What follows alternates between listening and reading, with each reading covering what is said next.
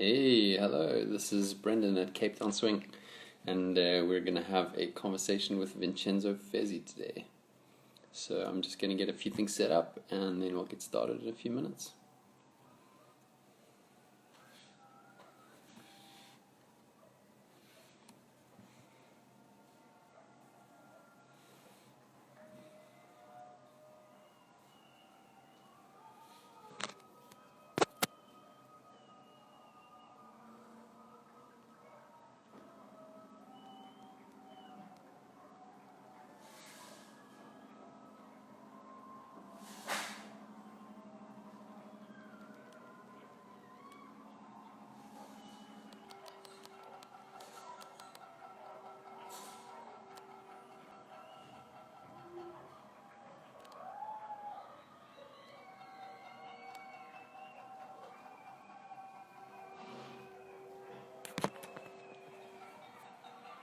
So for those that are joining us already, you might be able to hear some noise in the background. People are cheering for the doctors and people in the front line here in Cape Town as we, dealing with the COVID-19 crisis.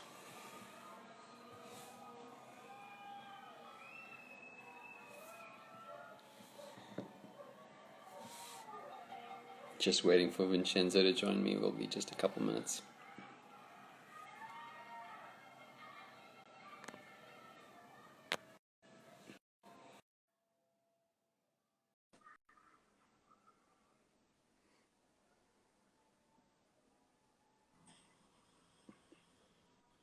Vincenzo, Hello. hey, How are how you? are you doing? I'm well. How are you? Good, good. How's your day been? It's okay. It's been busy, intense. It has been one of the most intense days in since the lockdown started. Really? Yeah, well, What's we finally start with Swing Dream Factory online classes, and it's something we decided last minute. Swing Dream Factory is my project here in Rome, so it's let's say it's my dance school, even if we do more than a dance school. And yeah? we have been planning things for a while, and just yesterday we decided to start online classes. So this is what we're gonna do. So today it has been a crazy day of communication, emails, so letting people know what's going on, so correcting emails and all the rest. So it has been very, very intense. How are you? Yeah, it's exciting though. Have you done much teaching online before? No, no.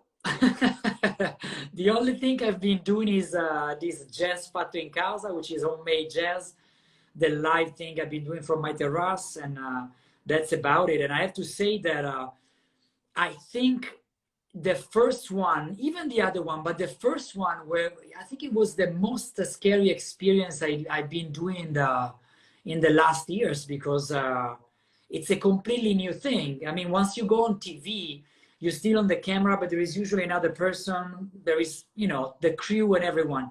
Here, you're literally alone with your phone, Yeah, and it was really frightening. Then the moment I start, I just go.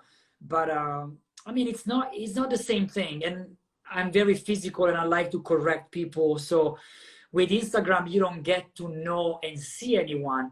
With these classes I'm gonna do with Swing Dream Factory, it's more on a registration. We were gonna run it on Zoom, so I'll have time to see people, and hopefully this thing will be finished very soon, and we can go back and have classes in the same room, hopefully. yeah. I know. I mean, even just if teaching a class with small number of people, there's a lot less energy than a class of big, with a Yeah, lot of people. yeah, And when there's no one there to draw energy from, I can imagine it's pretty tiring. So yeah. It's to me, it feels like practicing a monologue in a way, improvising a monologue for this time. So let's see how it goes. It's a new challenge. It's really stressing me, but it's something that I think it's good to do right now. It's good to start now. I yeah, disagree, or what's the past of disagree? I disagreed at the very beginning to start a classes right away when this thing started. I think everyone needed time to even to understand, and have a moment of nothing. So but now, after more than 6 weeks. I think it's about time to restart something. Yes. Yeah, for sure. Yeah. And And maybe how are that's a you? How are nice, you now? Tell me about you. yeah, I'm good. Things have been, yeah, it's taken a lot to get used to. I mean, I think I also maybe underestimated the like impact of just being part of this crisis. And Yeah.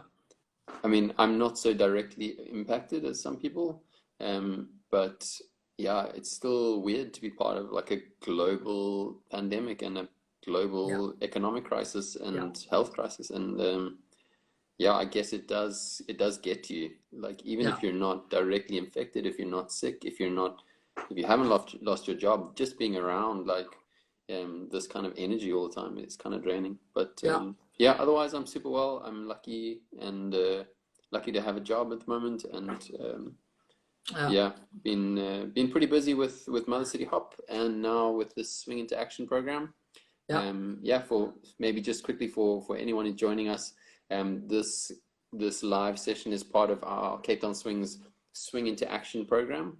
Yeah. The idea is for dancers, teachers, historians, DJs, kind of people part of our community around the world to donate an hour of their time in a conversation like this one, Yeah. or in a class, or like this Saturday, Clinton's going to give us a drawing demo and teach us a bit about drawing. So, and then for people around the world to be able to join those sessions Yeah. for free, and if they're able to donate to charities that we're supporting here in Cape Town Yeah. around providing food for people. So Yeah. yeah, if you're watching this and you're able to make a donation, the link for the donation is in the about on our Instagram profile, or you can check out on the Cape Town Swing website. The Swing into Action page will tell you all the donation details. But yeah, Vincenzo and I are just going to have a chat this evening. We're going to keep it super informal and just see where we go. Our rough theme is a little bit about how Lindy Hop has changed and the community's changed in the last 20 years that Vincenzo has been around and teaching. So yeah, I'm super interested to hear what your experience has been. And maybe we can start when you started dancing. When did you learn to dance?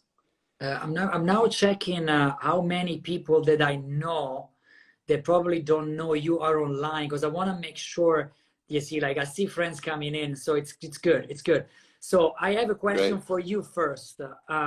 Sure. I would like you to say again, why am I here? Why are we here? Because it's important that this message comes across, because it's not really about me. I will say things, but there is a reason why you are doing this part, and that's why I wanted to join you in this. So yeah, the why for me is I think twofold. On the one side, we all feel pretty isolated and pretty lonely, and so this is an opportunity to connect with people around the world, to have conversations, to dance together, to interact as best as we can online.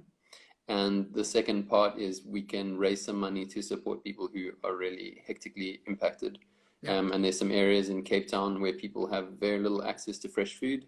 And so we're supporting two programs that are bringing food to people in those areas. That's the main thing. And yeah, they're both amazing organizations. One's called Food Flow, and the other is called Super Troopers.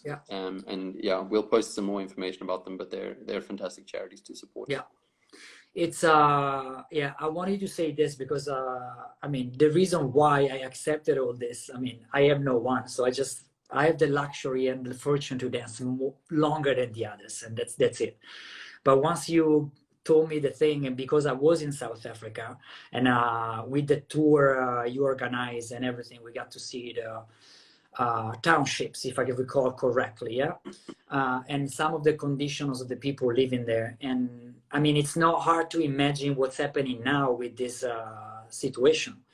So, and yeah, this is why I wanted you to say one more time the reason and why you're doing this, which is very important. Now we go to the fun part, hopefully. Great. So I've been dancing for a very, very long time.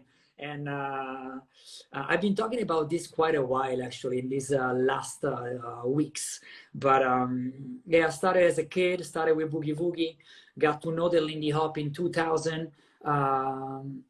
It was a love at first sight. So It was right there. I don't come from a dancing family. My mom and dad do not dance. My aunt, yes, she dance. Two of my aunts, they dance. Apparently, two, my grandfather from my mom's side and my grandmother from my mother's side, they love to dance.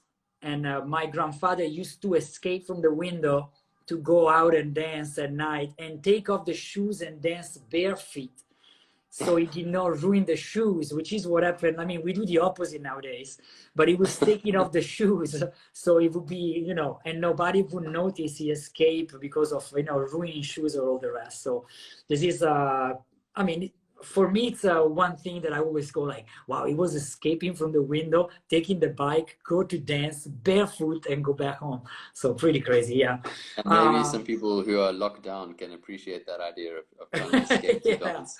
I don't know if the lady downstairs really appreciate that at the moment, but that's I guess that's what's happening with everyone.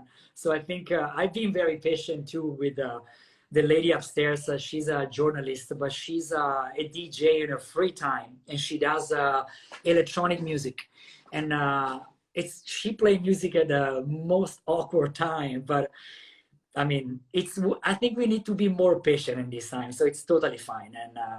And again, we are dancers, so we are like a drum kit, constantly dancing at home. So yes. And then after that, going back to the question, I met the Lindy Hop in 2000 and I started to dance. It was love at first sight. Balboa was my really first love before the Lindy Hop. Really? Balboa was the first thing that got my heart. And then and this was in Rome? No, that was in Munich, Germany. Okay. That was in Munich. And then I came back. I was living in Lake Como still back then. So I was still in the north of Milan. And then after that, I shared some things with my dance partner at the time, Deborah, that we used to dance Boogie Woogie together. And then I moved to LA for a while because I wanted to learn the dance from the original dancers and all the rest. Marcus, Koch, and Berbol were the people that invited me to Los Angeles. So I went to LA and started dance, and then discover more and more music and understand about the music very slowly, I have to say, because at the beginning I used to like, I thought swing music was something that it really wasn't. So I got to understand things slowly and in an interesting way. So yeah, it was a path. It was a changing. And even the music that the Lindy Hop community was listening was very different. Because when I started, there was a lot of, I call it neo swing. So a lot of Royal Crown Review, Cherry Poppin' Daddy, Big Bad Voodoo Daddy, Stompy Jones.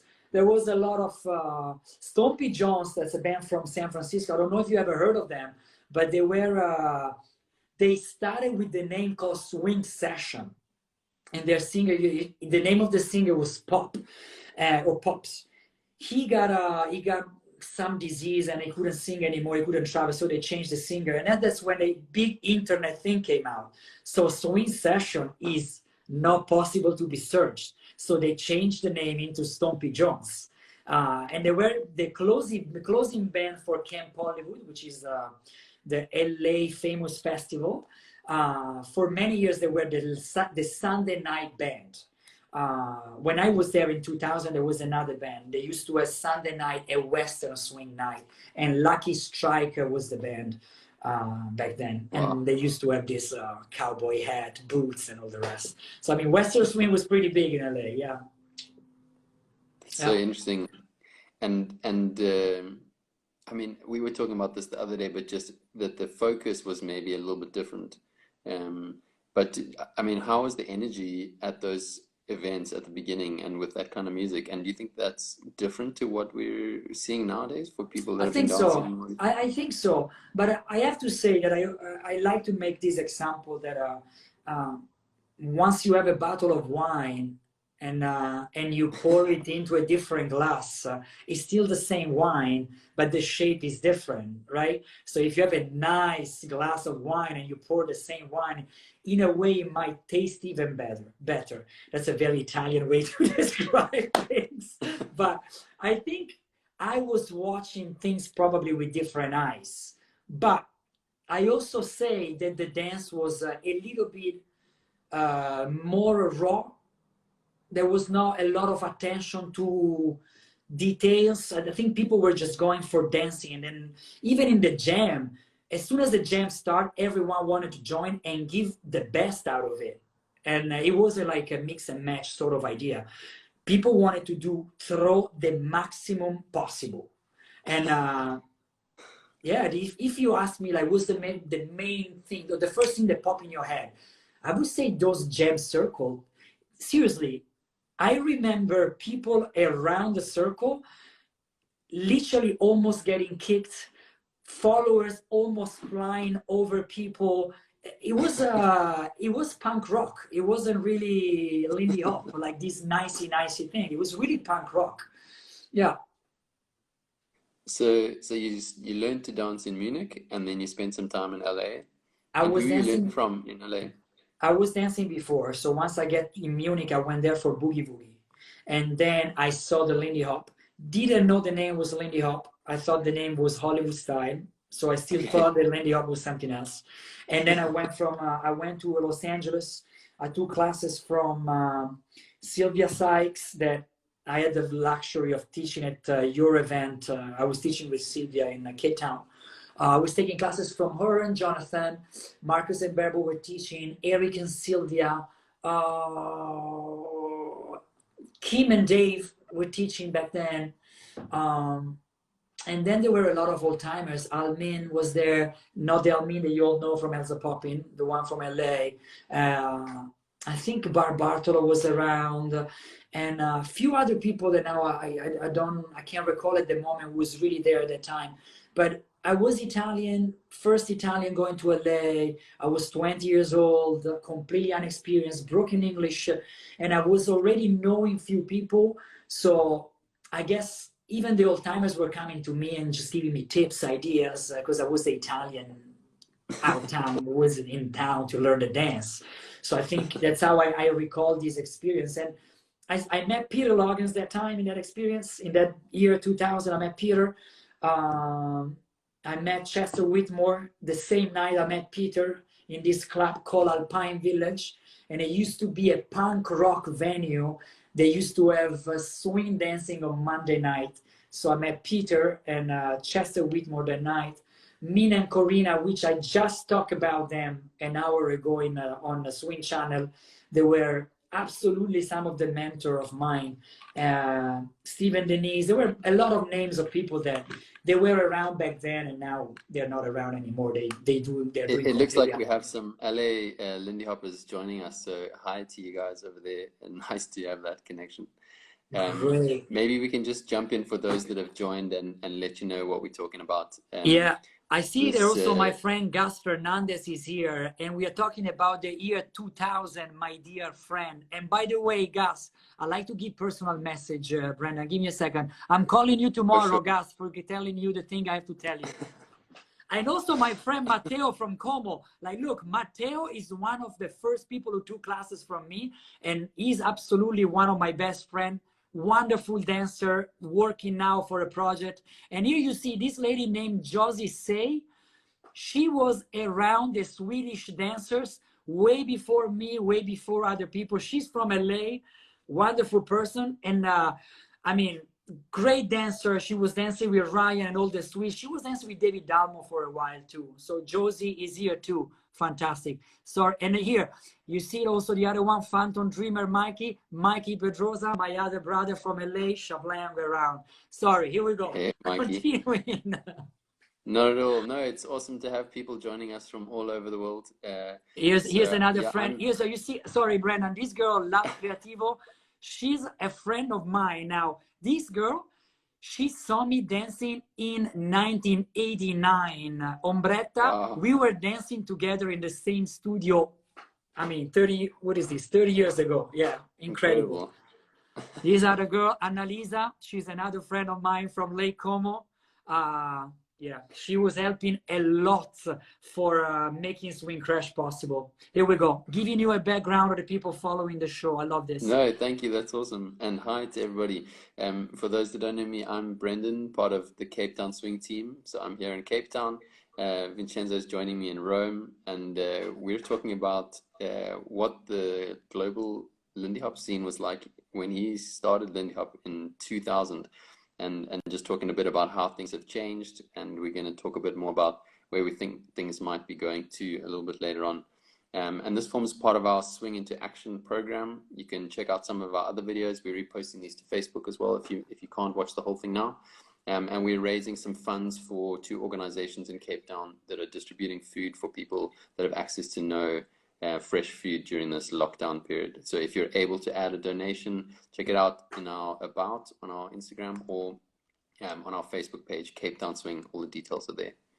Yeah, thank you. And thank you so much for all the donations we've had coming in from all over the world. It's been quite amazing. Yeah, so Vincenzo, you've talked a bit about the music and how that was different. So I will tell me if you can listen. Sorry, tell me as I interrupted you. Excuse me. No, I was going to ask you just how the classes have been, what they were like. Hey, Julia, we've got some other people joining us from Cape Town as well. Great. I just wonder what the classes were like 20 years ago, and if those have also changed a lot. Well, I remember those one in Camp Hollywood, man. They were like, I can't even, I think in one class, I don't think I was able to dance with every follower. That's how big the classes were. They were doing this at the Hollywood Palladium and in the, you call them the lots, the Paramount lots in the studios. So where they shoot movies. Inside the lots at Paramount, they were also running some of the classes, and there were like a lot of people. Yeah. And tell me if you listen to this song, you all know this. This is the music I thought was swing when I started the Lindy Hop. Tell me if you hear it. Can you hear this? You could probably turn it up a bit more. Yeah, that's good. Yeah. This is the thing that I was like, yeah, this is happening, guys. So then luckily the thing changed. But then I have to point this out. When this lasted for a while, in LA for a while, the music changed into this groovy stuff. They had a venue called Lindy Groove. Brandon, I'm like a river talking. Whenever I'm talking too much and you need to stop me, just shout. Because I know you're super nice. So this is the thing. Hang on. I have this one. I'm sure people like Josie remember this. Here we go. This is the thing that changed the Lindy Hop a bit, like into this groovy, no bouncy thing. Here you go.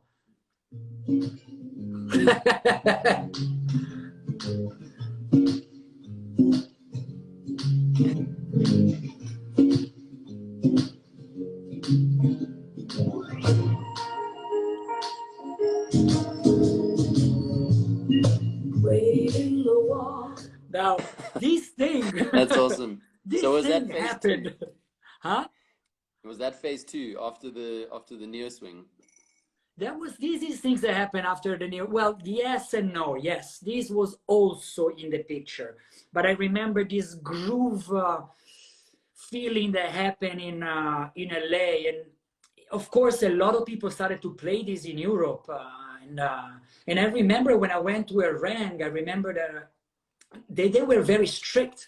The DJ selector, the person picking people to DJ in Erang, he was very strict in asking, like, what are you gonna play and all the rest, because they wanted to keep it real and have the right music, swing music to be played. Something at the beginning I did not quite get, but now I'm really thankful that they were so strict, because actually they were part of... When was this that you went to Erang? First time was 2003 as a student. And then I started to teach in Erang in 2006. And one of the best memories of the month... I'm going to stop you. I want to know, what was on the no playlist in Erang in 2003 or 2006?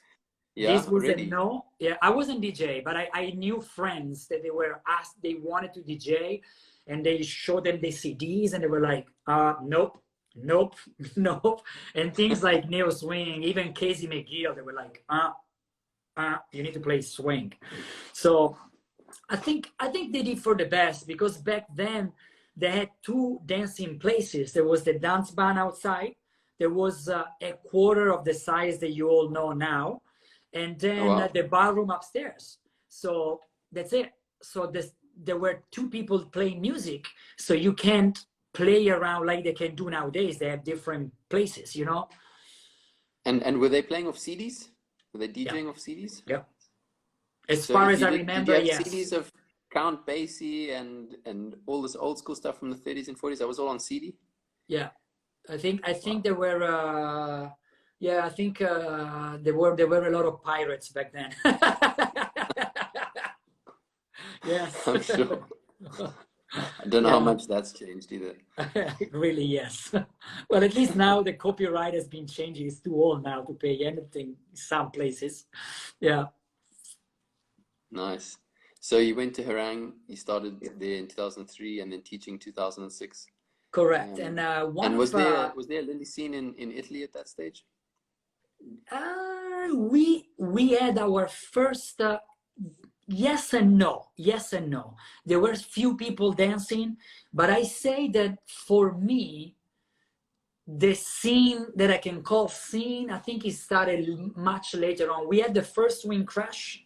For those of you who doesn't know, it's the festival that Isabella and I used to organize in Lake Como in 2006. And I think we had the 96% of the people coming from abroad. So that says a lot. Like, we didn't have a lot of Wow. Italians.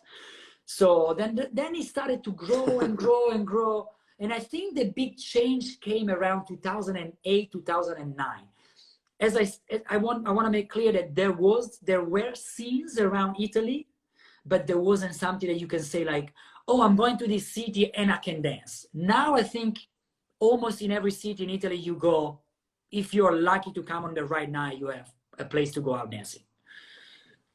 I'm not sure about the Very cool. level yet, but yeah, you can dance. And so then next phase, we talked about music going from neo swing to this grooving Yeah, vibes. yeah. Was that still changing? I mean, you weren't listening to neo swing now in 2006, 2010, like. No, no, but you know, in some places, some parties, people still like to go. Like, yeah, let's have this little revival of this thing. Anyway, it's still fun music. I mean, it's not. If Yeah, I it's go to great. a party and a person that's all they DJ all night long, I'd be like, okay, that's interesting. But if it's a little section that goes like in a little, like, oh, it's a little revival, and you play like, I don't know, 4, 5, 6 songs, I'm like, yeah. Especially for me, because that's memories that comes back. Yeah. So yes. Sure.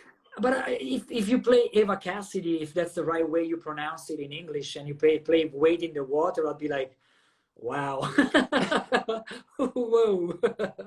It feels like someone has been jumping off on a time machine and just be complete out of zone, you know? Yeah. And you talked about LA style as how you first encountered Lindy Hop.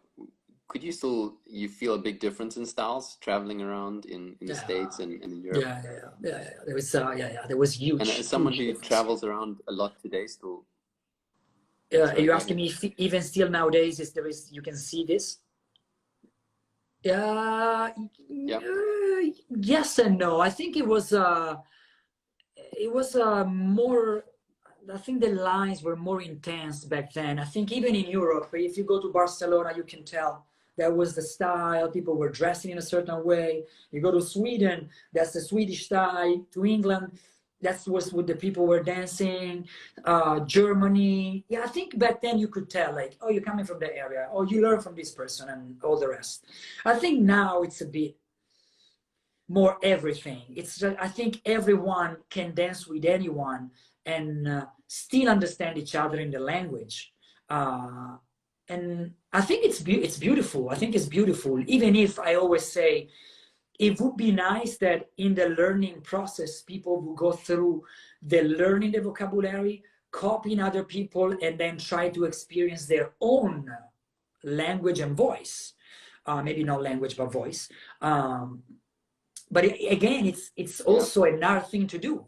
It's not easy. Like, we can read everything by Shakespeare and still not be able to write a book. So I mean, maybe it's not for everyone come out with a brilliant choreography or a brilliant idea, but still it's nice that we forget a little bit the things that we learn and copy, and we just relax and let it go a little bit. There is a beautiful clip, groovy movie. I don't know if you ever seen this one. It's from the 40s, and there is this a voiceover that they explain. This is how you do this thing. The hand should be this here. The foot of the leader should not be on the back of the ladies, and all the rest. And then after the entire explanation of this thing, he says, and then at the end, you forget everything and you just dance. And I think that's what it is. You just need to forget everything and then start to dance. And that's, I think it's a beautiful thing. That's awesome. Yeah, I think that's definitely something that it's taken me a long time in my dancing to try and get to that point of like trying to think less about what you're trying to do and the moves that you want to do, and kind of just reconnect to the music and your partner. And did you find there was a particular point when you suddenly found your voice, as it were, or were able to kind of? I don't really know if I have my voice still. I don't know. I just think I just dance, and I just do choreography the way I like, and I see them, and I try to get inspired. I don't know. I don't think there was a point, but I can tell you that few times, several times, I've been in the position of not even remembering one single step because I was so frightened by the person I was dancing with. I have a clear moment where with Jim Veloz back in 2000, I don't even know what I was doing if I was on the dance floor. I was so frightened about everything. And then with Rusty Frank, one other time, I was completely out of zone. I couldn't remember nothing more than circle, pass by, and swing out. That's it. That's all I could remember, period. And I was trying to look at a friend looking at me. It's like, give me steps. I can't remember anything. So I think it goes for everyone. And then at some point, things just start to, you just relax. And I even remember this thing that I think it's pretty cool. I wanted to dance with Frida Segerdal. Am I? Keep talking there. I'm just going to grab a cable quickly for my friend. Yes. It's, can you hear me though, Brandon? Can you hear me? Yeah, I can hear you. Okay, good. I remember this one time in 2003. I don't know if you know Hasse Mattsson, dancing with Marie. He was talking to me about Frida, this Frida that I'd never met before. Frida Segerdal I'm talking about. And he says like, she's incredible. She can do anything. And all you need to do when you dance with her, if you're smart enough, you do nothing, you let her do everything. And that's when I asked her to dance, that's exactly what I did. But man, I think she had an horrible experience dancing with me that time. I'm glad we had other chances in life to dance together. But that time, I think like, I just said like, she's, even back there, like she was doing so many things that I was so confused, but in a good way. Like she was obviously incredible and I was not. But that was what Hasse said, like ask her to dance. You'll be blown away. She just don't do anything. She'll do everything for you. Okay. Yeah, Frida's amazing. I still remember the first class I took with her in Harang and just getting my ass so badly kicked. It's like a solo jazz class and I just couldn't even kind of keep up. But yeah, Frida's awesome. And yeah, I guess another question I had for you is a bit about performance. I mean, for me, you come across as someone who's very comfortable on stage and performing, and has that always been the case, or were you still nervous getting up on stage? Or I still get nervous. I still get that thrill. Sometimes there is moments. This is more with the band now. I have to say that the moment before I go on stage, I say like, why did I put myself into this situation? I was so relaxed in the things I was doing before. Why the heck am I doing this? And this happened quite a few times in the dance. I was like, why am I doing this? But yes, I still get that nervous, but I have to say that I love doing this. I've been doing this for a very long time, and being on stage is a place that I recognize as home. It's like, I like everything of it. I like the smell of the dance floor. I like I like everything. Yeah, there is everything. It's even when I go in the studio. If I don't go in the studio for a long time, I mean, I teach, so I go in the studio every week. But if I can, like now, for example, in this time, what I miss is the smell of the studio. Walking in, the stink of the studio where you walk in and there is that, you know, work of other dancers inside. I love this, but it's like when you. I will give an Italian example. If you eat overcooked pasta all your life, once you eat the right pasta, you won't like it because that's what you recognize as the taste of home. So it can be good, but it's not the taste of home. So for me, the taste of home is actually this. And I say with a lot of humble. I'm not trying to say, oh, I'm good and I'm only okay when I perform. No, it's just something I really like to do. And I don't say I do it well or bad necessarily. But I like everything. I like exactly also what you said. Being nervous before the performance make me feel alive. And I love this feeling. I love this. Sometimes I don't like the fact when I walk off stage and I'm not happy with what I did. But that's another chapter. Yeah. And I guess something that I've been thinking about recently is, I mean, we're talking now about the last 20 years of Lindy Hop, and in a sense, Lindy Hop in its resurgence now in the second phase of its life has been around longer than it was in the 30s and 40s, and I guess we're getting to the point now where we're losing the connections, the direct connections we had through people like Norma and Frankie, and I just wonder a bit about what the future of Lindy Hop looks like when we don't have those direct connections. The other day we talked a bit about the role of history and how that's become a real point of focus for a lot of people. But yeah, I guess as someone who learned from those original dancers, like, what do you think about, heading into a phase of Lindy Hop where we don't have that direct connection? It's hard to say. I mean, especially it's hard to say now that we are living this, I would say horrible now, but in a way I say at the beginning, very useful for everyone, for the planet and everyone. I'm talking very personally now. What the future will bring, we don't know, because I hope people will not have fear of going back and dance with other people and being connected with other human beings.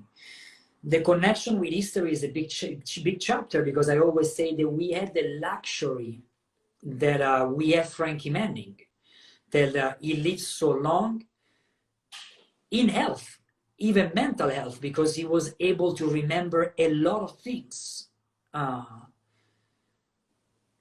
Now there is no one left really that can tell us what was happening in the 40s and everything. We still have the clips.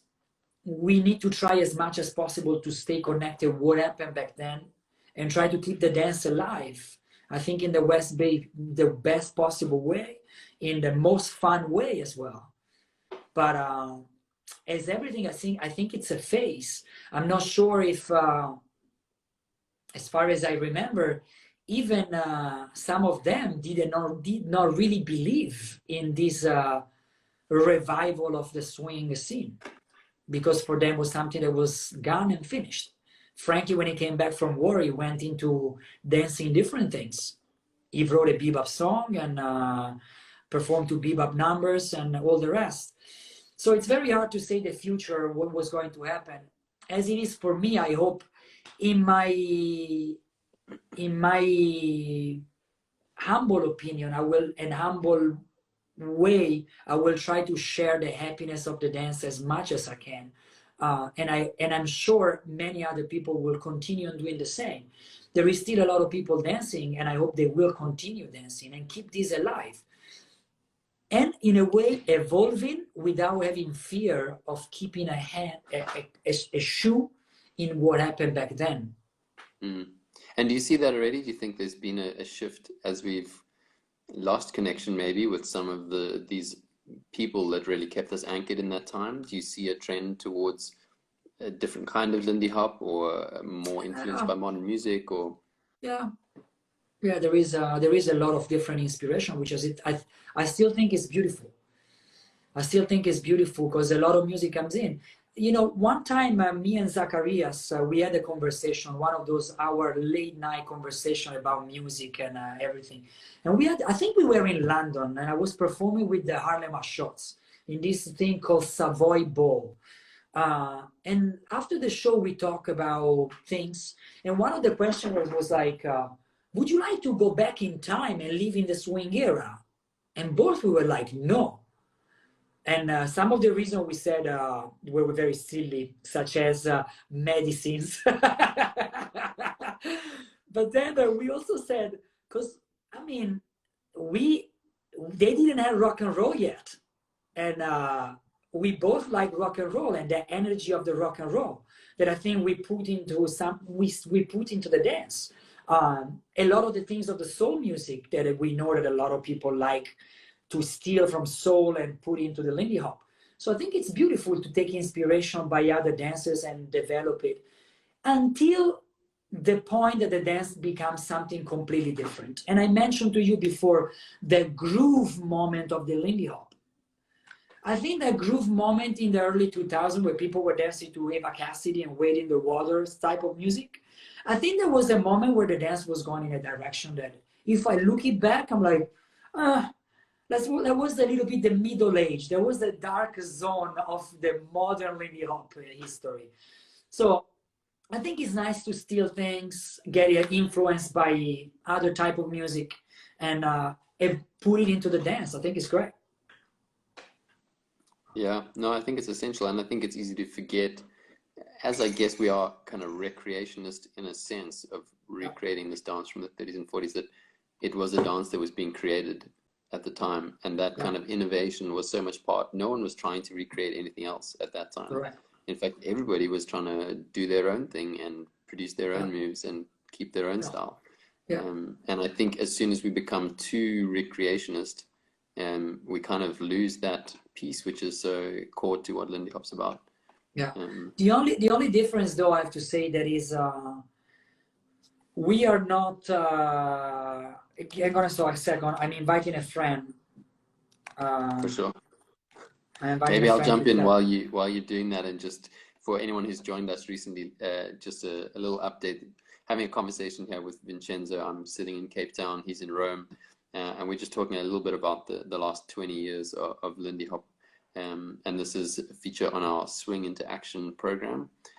So we're taking donations for some communities in Cape Town that are having a really tough time during this lockdown. And there's two organizations which are distributing food for people that have very little access to fresh foods. So if you would like to donate and support this initiative, please head on over to the Cape Town Swing website or Facebook page. The donation link's also in our about part on this Instagram.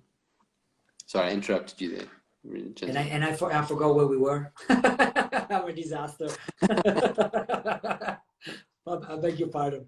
By the way, we've just been talking a bit about. I forgot this thing. I feel like I have an antenna behind my back, like I'm taking messages from the space. Let me move this. Anyway, continuing, here comes my friend that I just invited, Luca Strati from the city of Lake Como. Woohoo! So let's move on into something else. My friend Brendan, the best surfer I know in Cape Town. Probably the only surfer you know in Cape Town. I know you and Ricardo. It's true. Yeah. Yeah. I'm also very open if anyone who's listening has a question for Vincenzo about what his experience has been in the last 20 years or where he sees things going. Please fire away. We'd be happy to pick up some questions. I guess another question I have for you, Vincenzo, is about competition. And how excited you are to compete and how much you think that's important or how much that's changed maybe in the last 20 years. Yeah, I like to compete. I think it's great. Sometimes I like it, sometimes I don't like it. Sometimes I love and I see us being on stage. Some other times there are things some feelings I get, I don't necessarily like them. Yeah, but like what kind of feelings? Yeah, sometimes it just get too stressful. You just feel like it's just too. I can't describe, just like too many different energies coming in my directions, and then I'm like, I wanted to be, I just try to take away some energies because I wanted to be happy in what I do, and some energies I just don't like, and they just take my head astray, and then some other times I'm in the right position, and I love when I can see this as a performance and not necessarily as somebody judging me, then I feel it's great. Uh, there are many aspects about the competition that I can say I like and I don't like, but it's really about things I feel in my heart. I can say there is this thing I like and there is this thing I don't like. It's a mixture of things. But I really like to be active. One thing I do not really like is this jam idea, for example, this spotlight idea. This is one thing. It doesn't really move me because it just doesn't, it's not really my thing. That's it. It's just I want to dance, and I want to be able to say something, and if you give me like 8-8, sometimes my brain is like, woohoo, I'm on, and some other time I'm like, no, I'm not on. And then when you spend so much money to go across the ocean, do a competition, you don't want to end up being in a bad day and do your 8-8, just swing out and circle and attack, turn and tandem. So you want to organize something before, but then you kind of lose the idea of the spontaneity of the moment. So yeah, especially when the competition does not have the social aspect at night, because there are so many things to do. You're exhausted, your body's completely drained, and you need to rest. So you do the competitions, and then you go and get changed, try to eat, and there is nothing about the dance. So then it becomes a bit like the Olympic Games, which again, it's a part of it, which I can like. But if you ask me, performing or competition, I say performing for all my life, even improvising a performance. I've been happy to improvise in front of thousands of people and be really happy and feel the moment. And as I said before, not necessarily be happy when I went out, but be happy in the moment. And but sometimes the competition are like this. And when I judge the competition, also I like to see truth. You know, like when you watch an actor and you see like he's acting, it's not nice. It's acting. But when you see the natural thing of it, and you're like, this is the truth, then I see it. And then for me as a judge, this is what I like to see. I'm happy to see honesty in the dance. I think it comes across like you live the moment, and then it comes across in a good way. It's like a musician that tried to do the homework. You can tell he's doing the homework.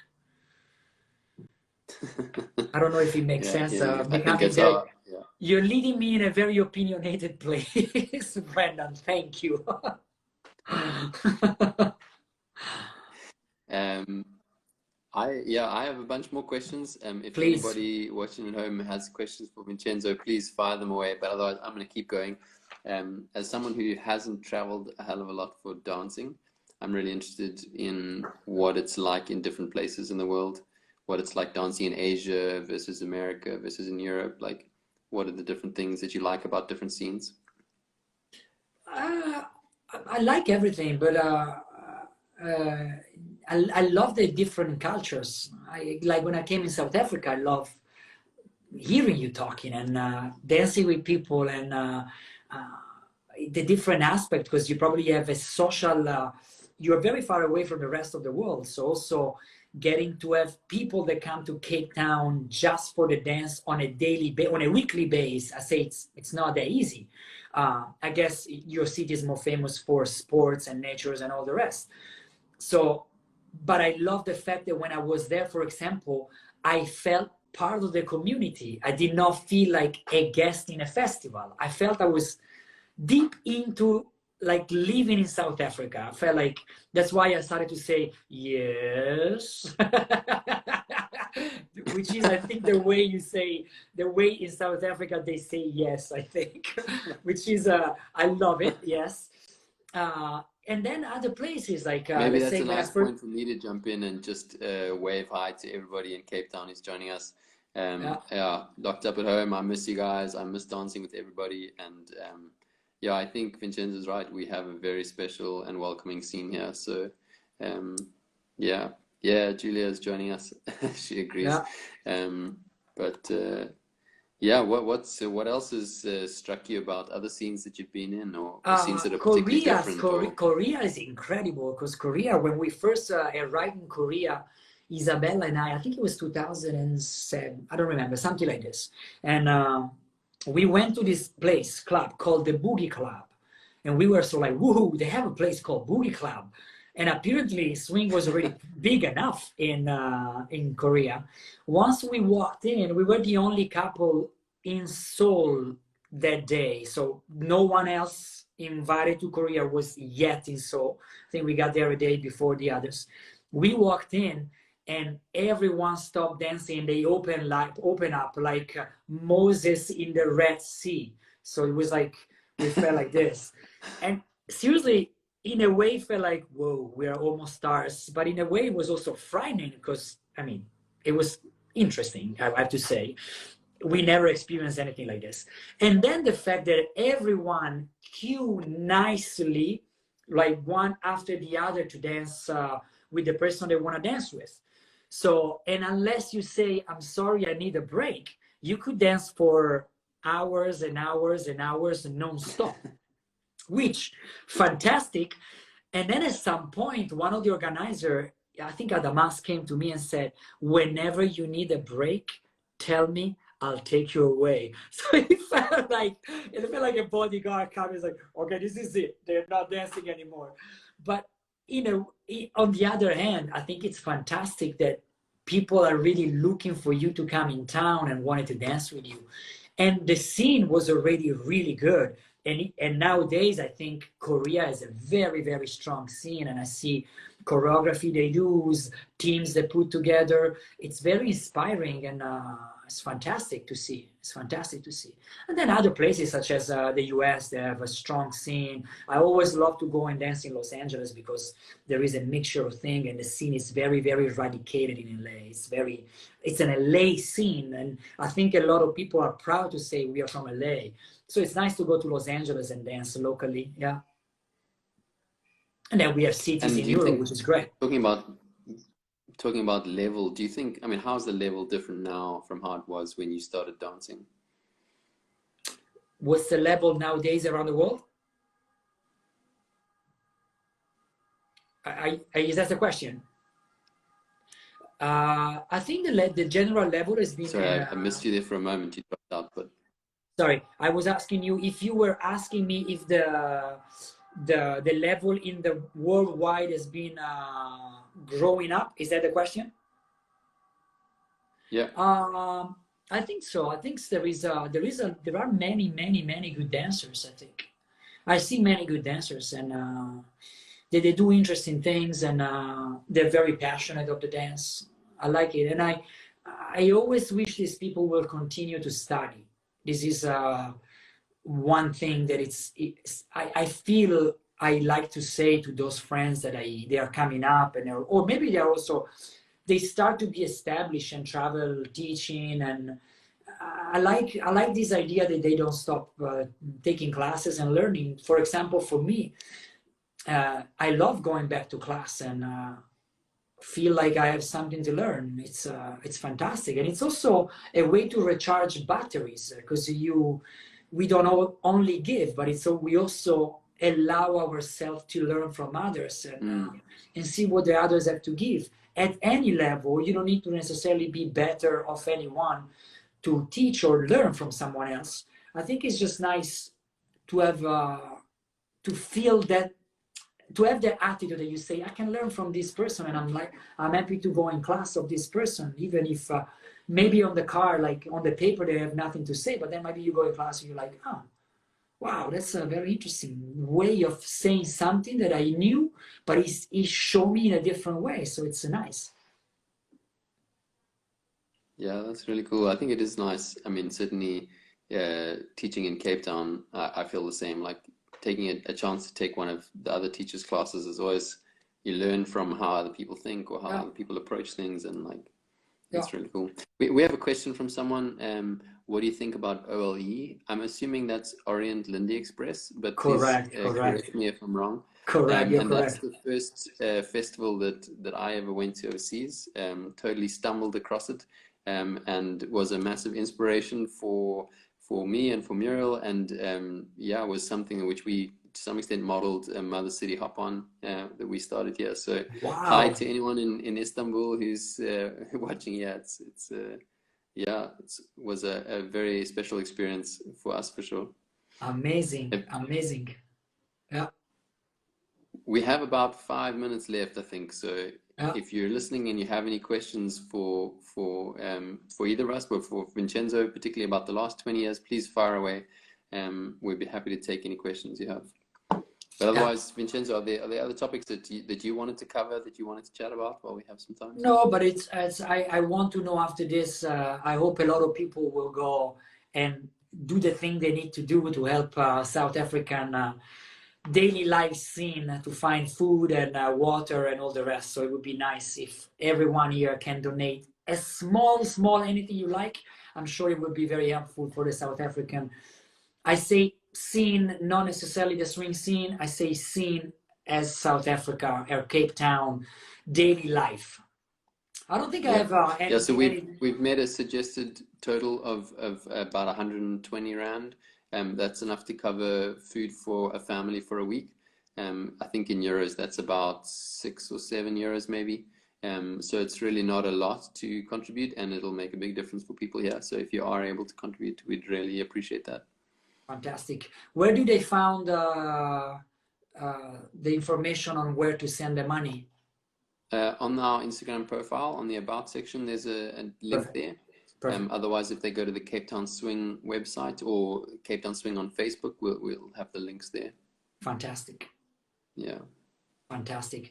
I didn't know that Orient Lindy Express was your first festival overseas. Yeah. Yeah, totally Fantastic. stumbled across it. Was actually, yeah, there on honeymoon, and we went to a meetup, and they were like, "Oh, you Lindy Hop, you must be here for the festival." And we were like, "What festival?" And we ended up rerouting our whole trip to go to the festival, and it was amazing. Totally blown away. Yeah. Amazing. What year was this? 2013. Okay, okay. Yeah, I think So we've been pretty dancing about 6 months, and we'd never seen more than 3 couples on a dance floor at once. And we walked in and we saw a jam circle, and we saw all these couples on the floor, and yeah, it Wow. was amazing. Amazing. And Istanbul itself is a fantastic town. Yeah, no, a very special, beautiful place. It was awesome. You know that they call it it's the second Rome because of Constantinople and being the Roman Empire of the East. But yeah, when I went there, I could see. I had a strange feeling in Istanbul. I felt like I've always been there. It felt like I was home. So I must have something connected with that city, or maybe with Turkey. I don't know. Maybe my ancestors are coming from the Ottoman Empire. Very, very, very possible. Yeah. Any other question, Brenda? If you Instagram want, is telling me we have just 2 minutes until we get kicked off there, so maybe we can wrap up with just a last few words. Yeah. Maybe thoughts about the future, and I mean, I think it's as tough as it is being locked up now. Do you think we're going to see a big bounce back as people are able to come back on the dance floors? Yeah, I hope people will still go back and dance as much as they can. Hopefully start trying to stay safe as much as possible, which is the major thing. I think nobody wants to be responsible for any comeback of this beast. But I hope that the love and the passion we have been experiencing in those years doesn't fade away out of this pandemic drama cries that we have right now. So I like the few words I would like to share at the end is just, let's always see the light at the end. Like, let's try to see the bright light and think for the positive, and things we will go back and shine again soon. Yes. I agree. Thank you, Vincenzo. Thank you so much for your time. I know for me, every time I speak to you, I end with a smile. You're so positive and upbeat. So I hope anyone listening has been able to take some of that positivity away into your day. And Vincenzo is just about to launch some online classes, so check it out. Come join him there. Yeah, look forward to seeing you all on a dance floor soon. So thank you so much. Thank you. See you soon, Brenna. See you soon, everybody. Bye-bye. Cheers, guys. Bye.